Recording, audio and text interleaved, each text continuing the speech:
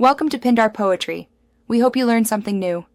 You start by making sure you have administrative rights and your laptop is on the same network. This is required to push router changes. Once ready, open Network Settings.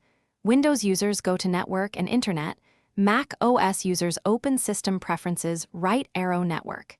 You do this because the local interface reveals the router's IP or lets you manage saved networks. Make sure to copy or remember the current SSID and any custom settings before proceeding so you can restore them if needed. Next, find and navigate to your router's admin page using the router IP from connection details. Type it into your browser's address bar. You will log in with the admin username and password. If you don't know them, check the router label or reset later.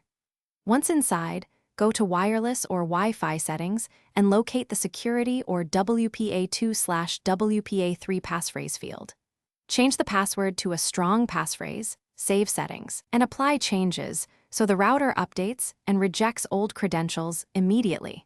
After the router applies the new password, you must reconnect the laptop and every other device. Select the SSID and enter the new passphrase.